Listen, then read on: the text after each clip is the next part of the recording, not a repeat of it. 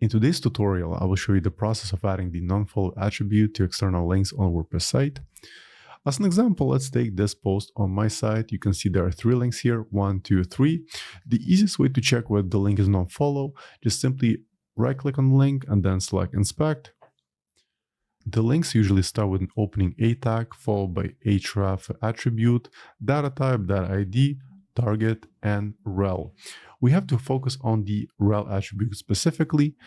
If the link is nofollow, you'll see it mentioned right in here within the double quotation marks. In my case, the nofollow is not mentioned, so we have to add one manually.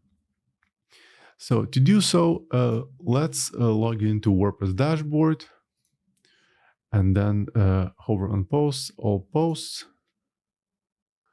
Let's open this specific post by clicking on edit.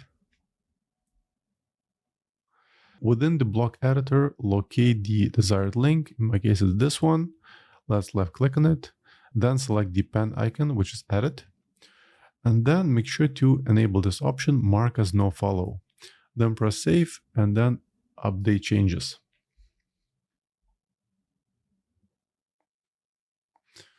And I can also do the same thing for the remaining links.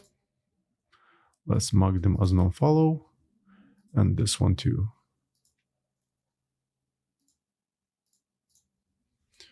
Once again, update. Okay, now let's check out if the changes have been reflected.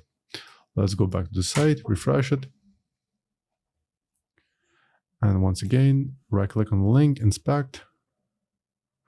And yeah, the nofollow attribute is available now. What about the other links?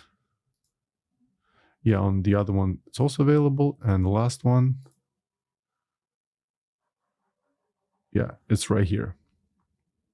So this is all I want to show you in this video. I hope you found it helpful. And for more WordPress tutorials, please subscribe to my channel. Thank you.